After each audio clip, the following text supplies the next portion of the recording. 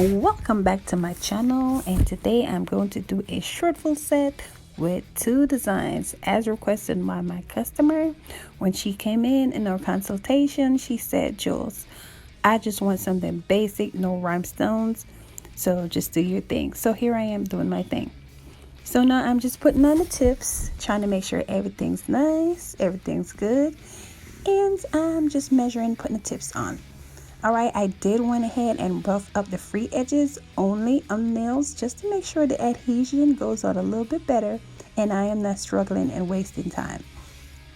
Now I'm going in with my glue drying spray and I'm spraying everything just to reinforce the strength of the glue and make sure these nails are on, so when I am filing, I am not popping nails off. So now I'm clipping the nails down and getting ready for this prep.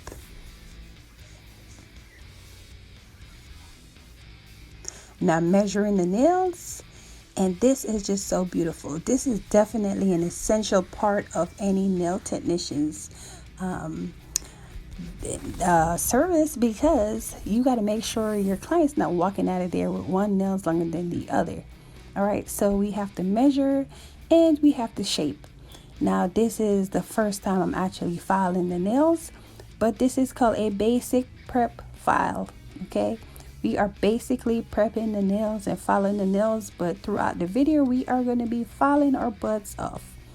All right, so I'm just going in, just trying to make sure that I have some kind of shape, and I'm just shaping the side walls just a little because we want to keep it simple. She's not going for a coffin, she's not going for a tapered, she just wants basic.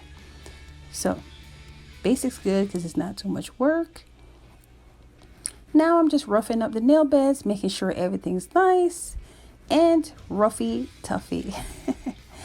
I'm just making sure that these nail beds are white and chalky and they are ready for my prepping.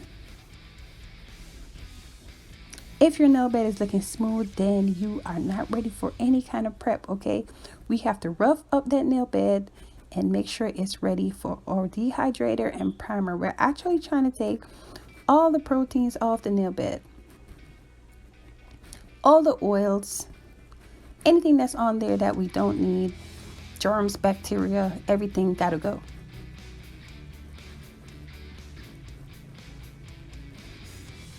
So once I'm done with all 10 nails, I am ready to start my priming.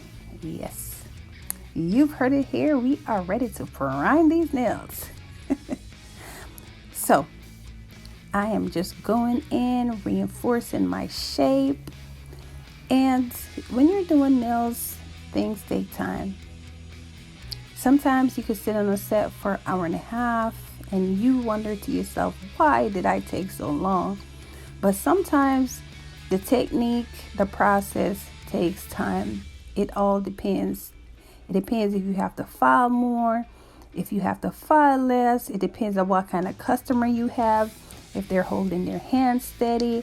Some clients are easier than some, and it will take less times to do the nails. But some clients are harder and it takes more time, not just the technique, but just dealing with the person in front of you. Now this customer, she's really, really nice. She actually lets me do whatever I want on her as long as it's basic. So I don't have too many choice of basic things.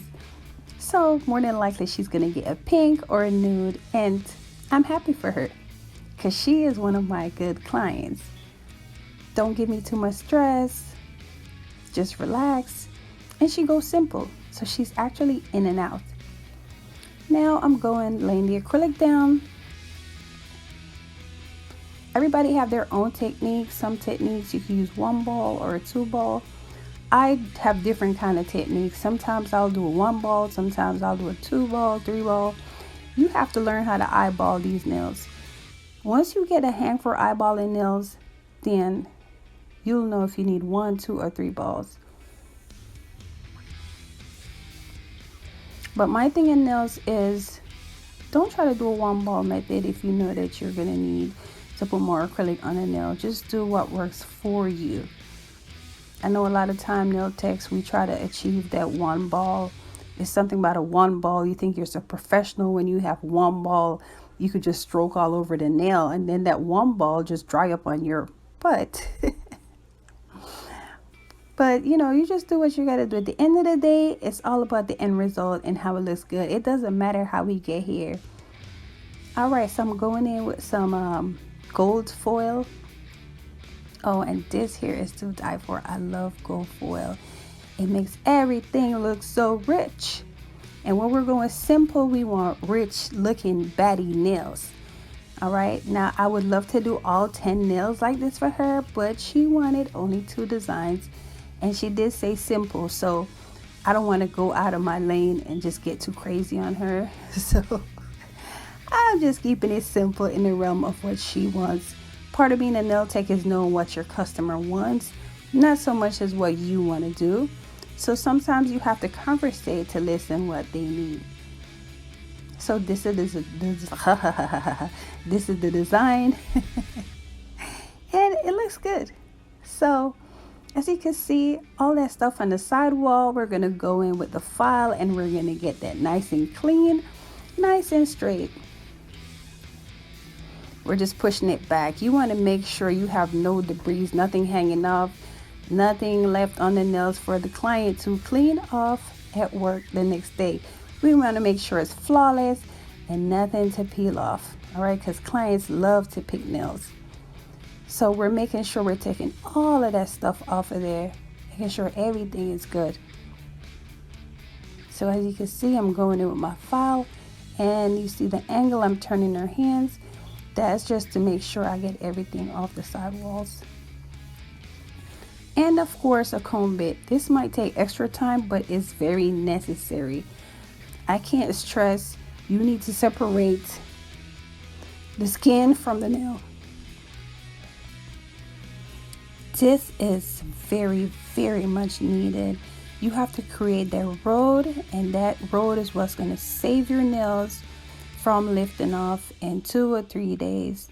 Okay, this is called cuticle sealing, and you got to make sure you seal those cuticles, because if you have acrylic on the skin, after a couple of days, it's going to start lifting once water goes under that seal. If it's not sealed properly, that means the water is going to easily seep under the nails and your client can get a fungus.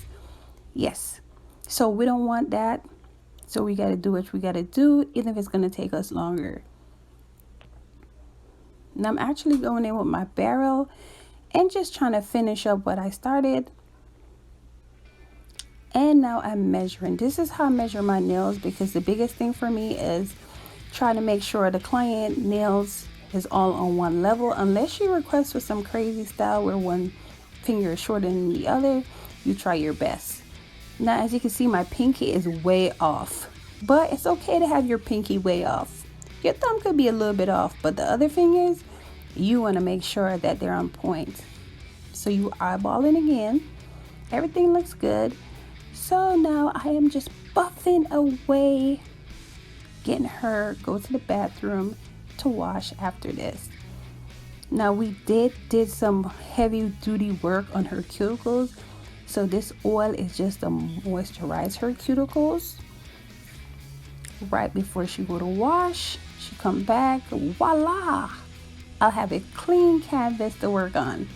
Not that I have much to do, because like I said, she was going for the simple, which I was not happy, because every time I touch somebody's hand, I want to do something crazy. But sometimes less is more, and in this case it is.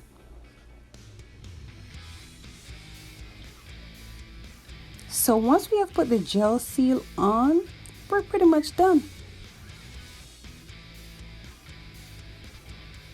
And here it is, this short little ugly set.